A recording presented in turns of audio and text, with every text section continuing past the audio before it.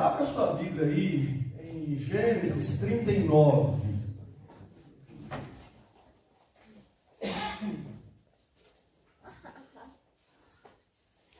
Gênesis capítulo 39. Gênesis capítulo de número 39. Todos acharem? Amém? Diz assim: José foi levado ao Egito, e Potifar, oficial de Faraó, comandante da guarda, egípcio, comprou os ismaelitas que o tinham levado para lá. O Senhor era com José. Repita essa frase comigo, vamos lá?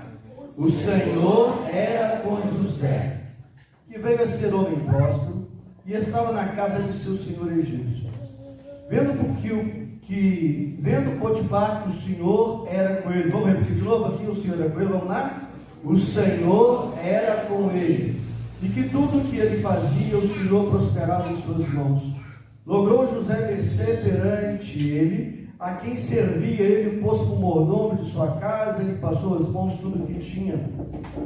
E desde que fizeram mordomo de sua casa e sobre tudo que tinha, o Senhor abençoou a casa do egípcio por amor de José. A bênção do Senhor estava sobre tudo que tinha, tanto em casa como no campo. Potifar tudo que tinha confiou às mãos de José, de maneira que, tendo-o por mordomo, de nada sabia além do pão com que se alimentava. José era formoso de porte e de aparência. Aconteceu depois dessas coisas que a mulher de seu senhor pôs os olhos em José e lhe disse: deita-te comigo. Ele, porém, recusou e disse à mulher do seu senhor: tem-me por mordomo meu senhor, e não sabe do que é em casa, pois tudo que tem me passou ele às suas mãos. Ele não é maior do que eu nesta casa, e nenhuma coisa me vedou senão a ti, porque é sua mulher. Como, pois, cometeria eu tamanha maldade e pecaria contra Deus? Falando ela a José todos os dias, e não lhe dando ouvidos, para se deitar com ela e estar com ela. Sucedeu que certo dia veio ele à casa para atender os negócios, e ninguém dos da casa se achava presente. Então ela o pegou pelas vestes e lhe disse: deita-te comigo. Ele, porém, deixando as vestes nas mãos dela, saiu para fora, fugindo para fora. Vendo ela que ele fugira para fora, mas havia deixado as vestes nas mãos dela, chamou pelos homens da sua casa e lhes disse: vede, trouxe-lhes meu marido, este hebreu, para insultar-nos. Veio até mim para se deitar comigo, mas eu gritei em alta voz.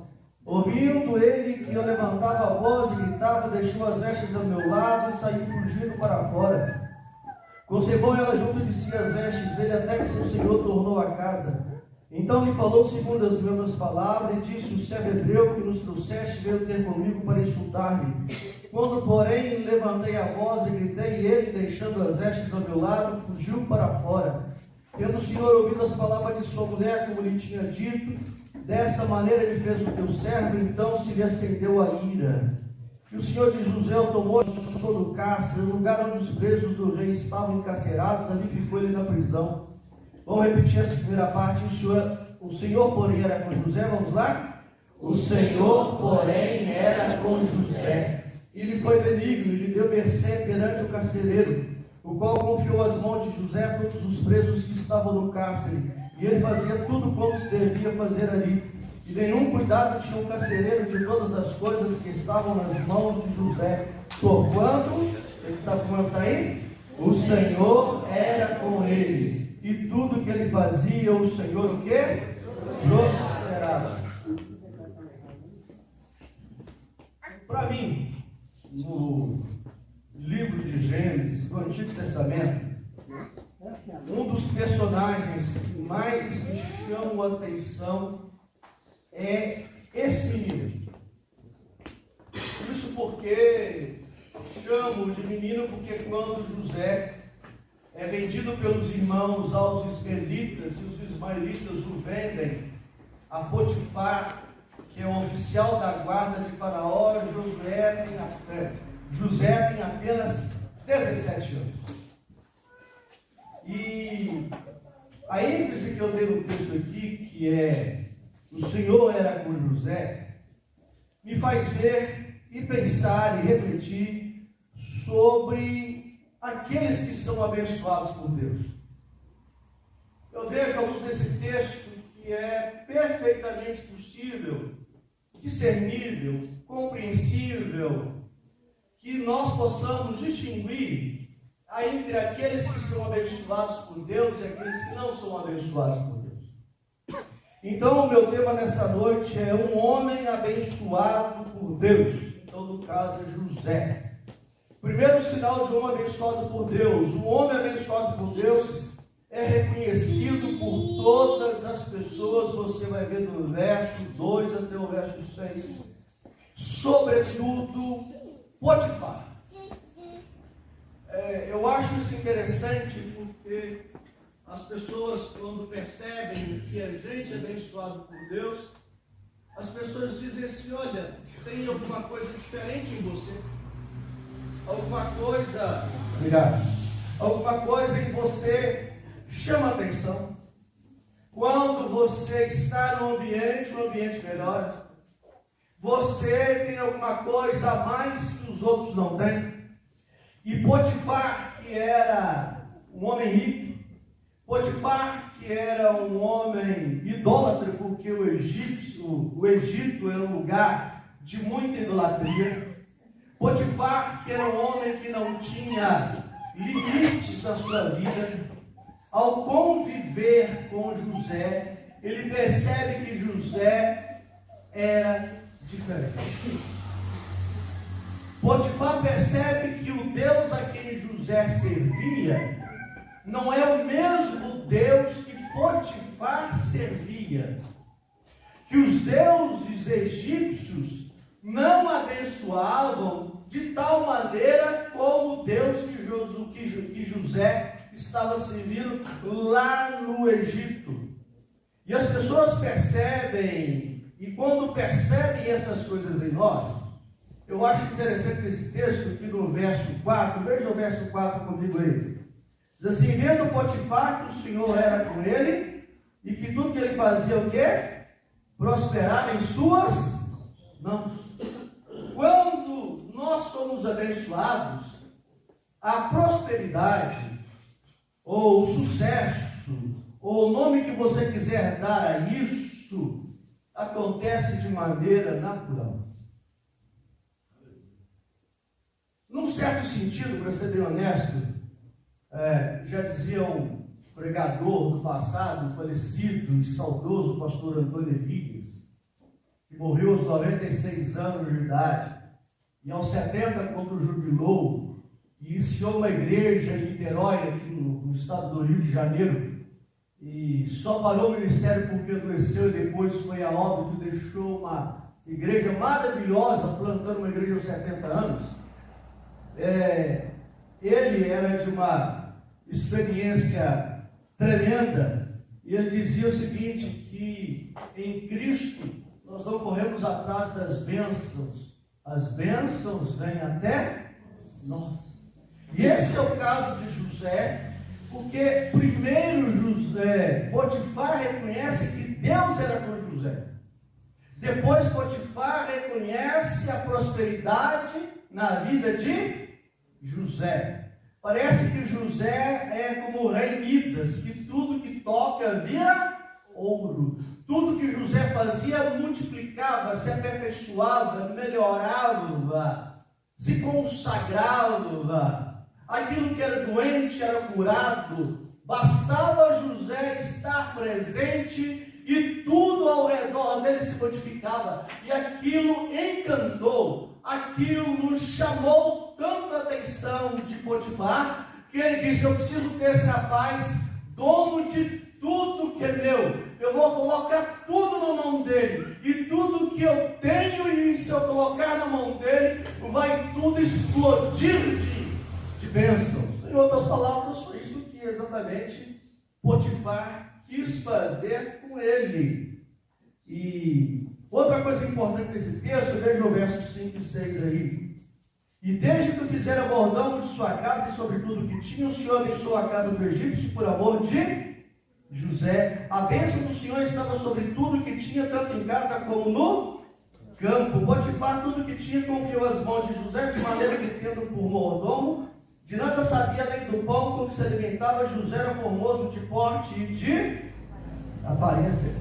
Acho interessante esse texto é que Deus não abençoa a casa de Potifar por causa de Potifar. Deus abençoa a casa de Potifar por causa de quem? De José. Um homem ou mulher abençoado por Deus, onde ele se encontra, os outros são abençoados por causa da sua presença. Quando um homem ou mulher de Deus são abençoados por Deus, o trabalho é abençoado com a presença dele. A empresa prospera. A escola fica melhor. A família melhora. Qualquer ambiente que nós estamos, às vezes ambientes nocivos, ambientes tóxicos, ambientes difíceis, ambientes de muito conflito, de muita divergência, de muita discrepância, de muito desentendimento, de muitas guerras ideológicas. Quando o Filho de Deus, um homem ou mulher abençoado está ali, a paz reina. A tranquilidade chega, a coesão acontece, a comunhão se desenvolve, a união aparece, porque chegou um homem abençoado, e onde está um homem abençoado por Deus, tudo e em todo lugar que ele se encontra, Deus vai abençoar por causa dele, e não por causa dos outros. Por isso que às vezes você pega uma empresa que faliu, ou um restaurante, uma lanchonete, um carrinho de cachorro-quente, e às vezes está na mão do ímpio e nunca anda.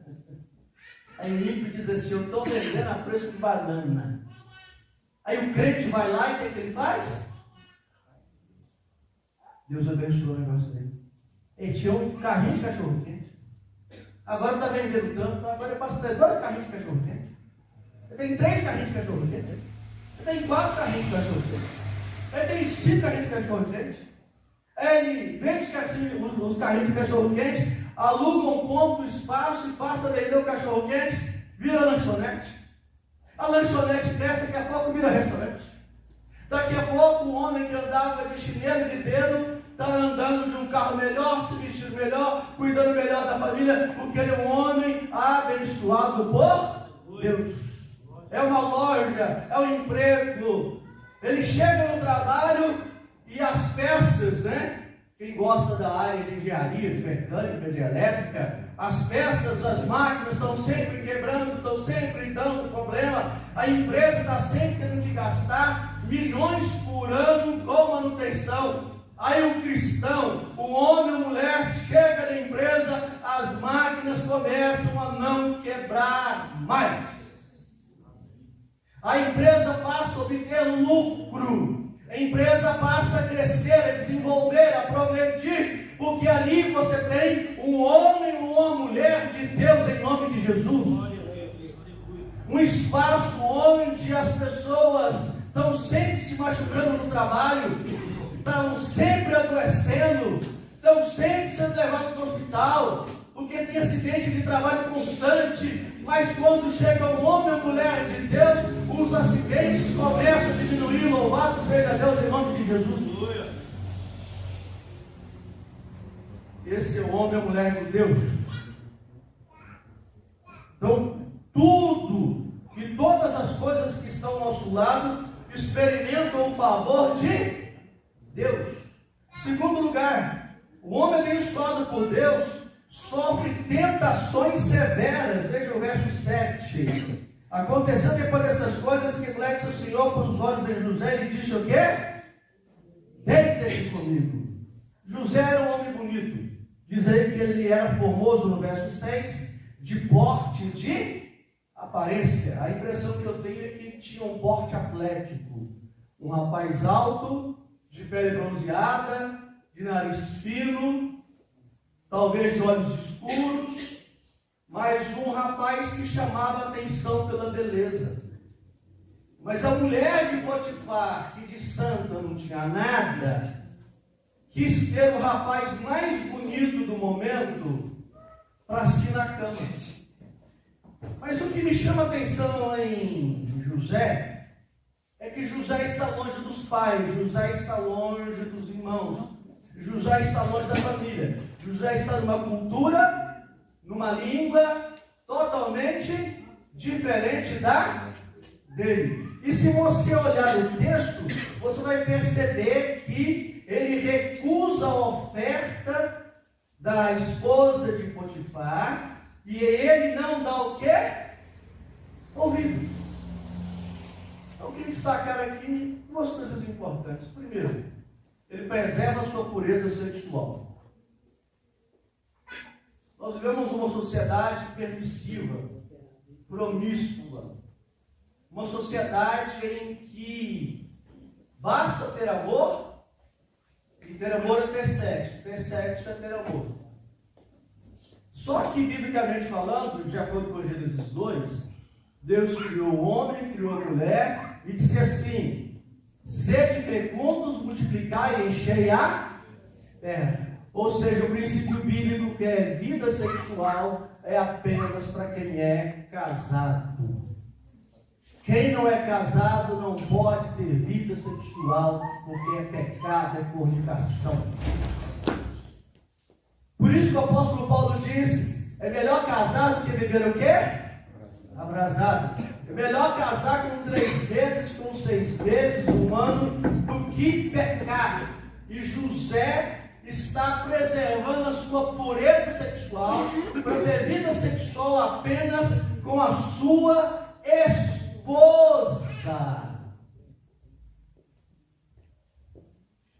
Vida sexual de solteiro é ofensa a Deus, é pecado grave diante de Deus, porque a vida sexual tem que ser com responsabilidade, e pessoas responsáveis são pessoas casadas, que podem assumir, caso a mulher engravide, os filhos.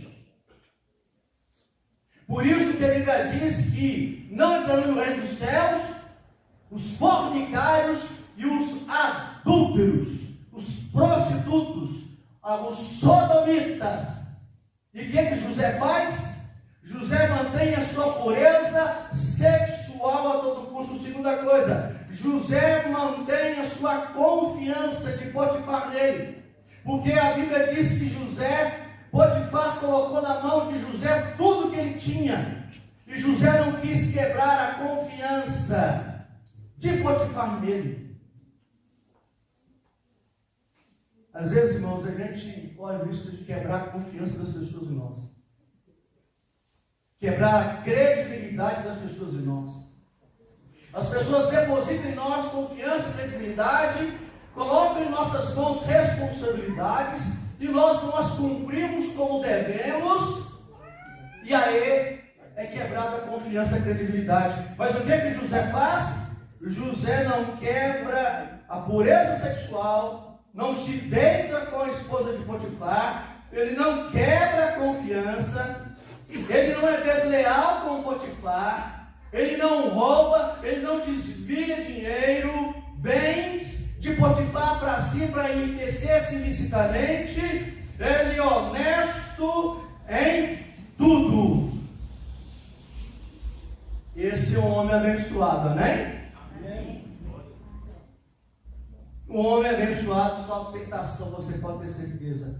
Tentação sexual, tentação financeira, tentação econômica, tentação de todas as formas e naturezas. Porque o que é abençoado é corromper-se por pouca coisa, é transgredir as leis, é ultrapassar os mandamentos, é desviar-se das ordens, é fazer o que não se deve. Mas José não faz nada disso. José passa pelas mais terríveis e escabrosas tentações, e se mantém impoluto, imaculado, se mantém puro, íntegro, reto. Um homem acima de qualquer suspeita. Vasculhar a vida de Daniel, Sadraque e Abdinego, investigaram, reviraram a vida dos três lá na Babilônia, de cabeça para baixo, de cabeça para cima, de todo lado, e não encontraram nada na vida dos três. E aí os inimigos falaram assim: vamos tentar encontrar alguma coisa na lei deles, para ver se a gente acaba com a vida desses 4 rapazes. Terceiro lugar, o homem abençoado por Deus pode ser objeto de mentiras e difamações. Veja aí versos 13 ao verso de número 19. Olha que interessante aí. Lá na frente aqui, vou destacar mais à frente, verso 17. Então lhe falou, segundo as mesmas palavras. O que a mulher de Potifar está fazendo? Está caluniando, difamando, mentindo sobre a vida de um homem de caráter ilibado. José não cometeu pecado. José não transgrediu nenhuma lei. José não ultrapassou nenhuma ordem. José estava com a vida limpa, com a vida clara, transparente, translúcida. A sua vida era cristalina. Não havia nada na sua vida, em nenhuma área da sua vida, em que alguém pudesse dizer que ele estava errado. Mas a mulher de Potifar, irada, indignada, inconformada, a mulher que era desejada por todos os homens que estavam ao redor, porque era a mulher bela, bonita, atraente, sexy, todos a queriam tê-la em seus braços, mas aparece um rapaz de outra nacionalidade de 17 anos e diz: eu não me deito com você, eu me recuso a deitar-me com você, eu não darei ouvidos a você. Que coisa tremenda! Mas quem é honesto, quem é puro, quem tem caráter, corre o risco de passar por mentira, difamação e calúnia, mexerico, fofoca. Sim ou não, irmãos? Sim. Em geral, inventam uma porção de coisa, né? Aí tem um ditado brasileiro que eu gosto muito dele: só se joga pedra em quê? Em árvore que dá o quê? Árvore que não dá fruto, joga-se pedra? Não se joga. E a mulher de Potifar, indignada, porque foi rejeitada, porque ela nunca tinha sido rejeitada por homem algum, ela se volta contra José. E José, então, depois, acaba sendo objeto de mentira, difamações e etc. Talvez que você esteja passando por isso por causa do seu caráter correto. Talvez haja um monte de fofoca na sua família, no seu trabalho, na sua escola, porque você não abre mão da sua integridade, porque você não aceita se corromper, porque você não assina embaixo em tudo aquilo que é errado, equivocado, em tudo aquilo que é contrário à pureza, à santidade, e você se mantém inalterável, imutável nesse aspecto. Você não quer se envolver com nada que seja sujo, imundo, emporcalhado. Você quer se manter sempre de acordo com a vontade de Deus. E José está passando por isso. Um menino de 17 anos, gente. Vê se pode uma coisa dessa. Como é que um menino de 17 anos se sente ouvindo o que a mulher de Potifar está falando dele? Mas aqui deixa eu dar um detalhe. Você percebeu no texto que Potifar não mandou José para a forca? não mandou José para a pena de morte? Você sabe por que ele não fez isso? Porque Potifar não confiava na mulher dele.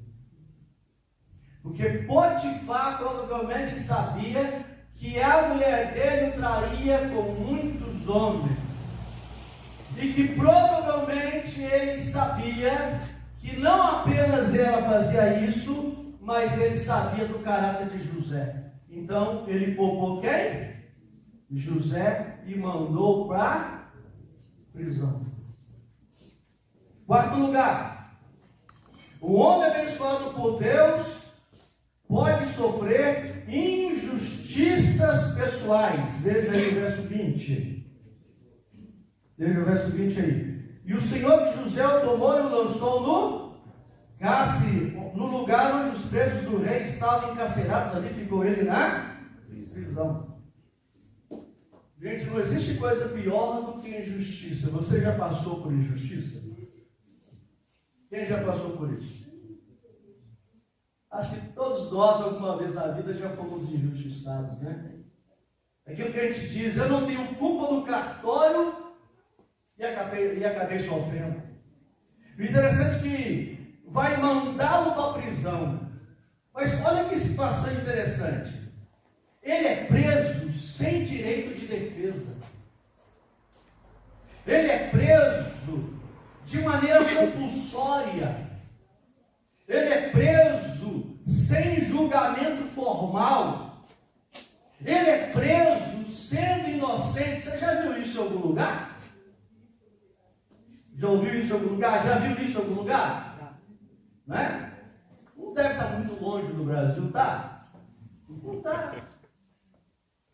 E o problema da injustiça social é que a injustiça, ela sempre acontece com quem anda de maneira correta.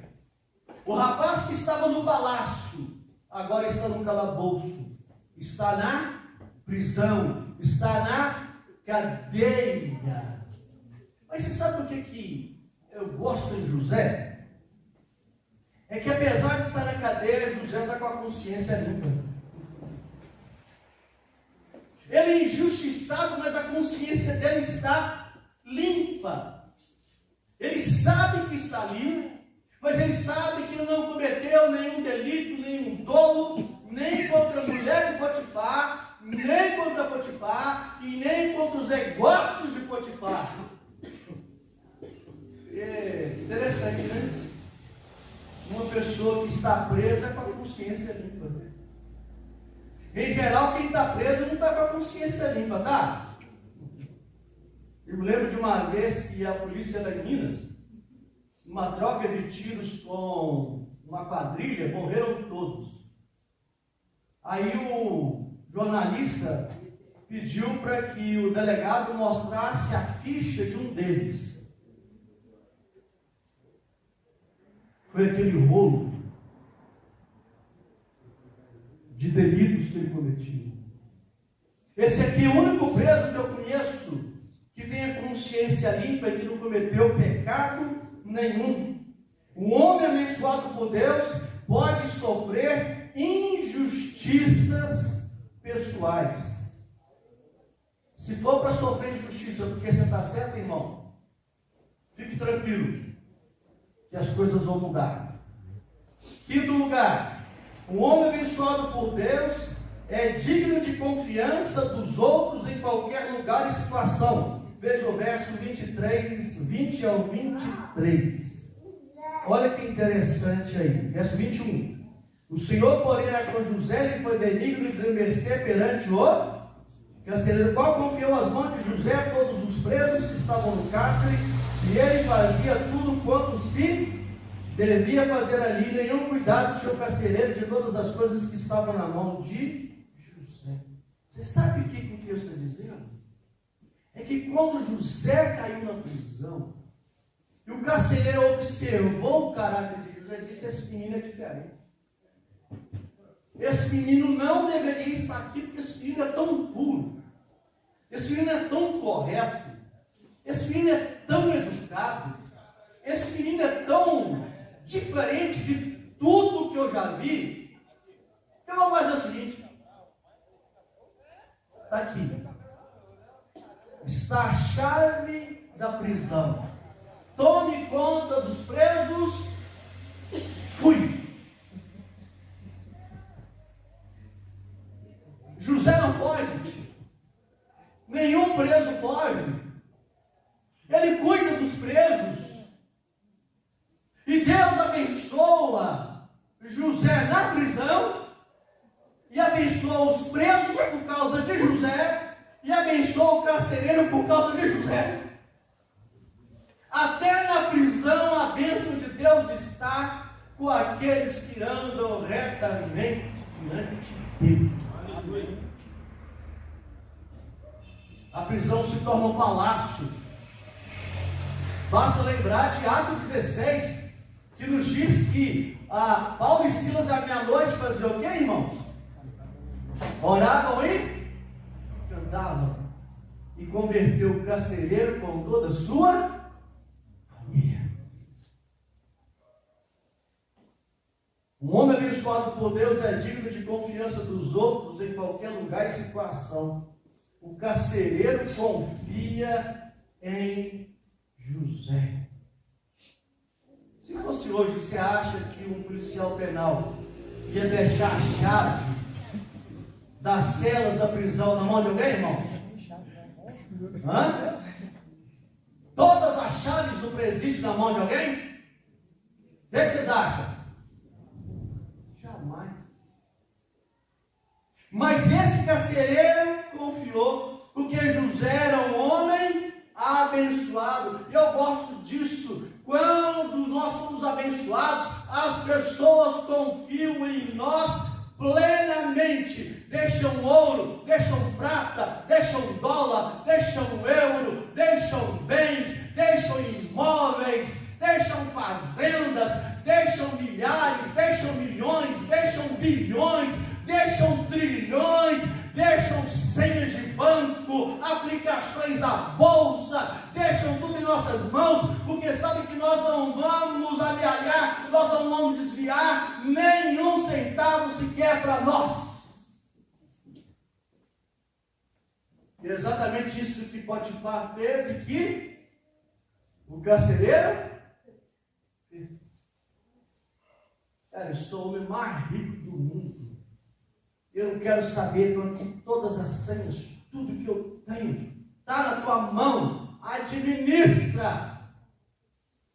E eu não quero que você me preste conta. Potifar não pede que José prestasse conta. O carcereiro não exige dele prestação de conta. Tamanho era o caráter de José.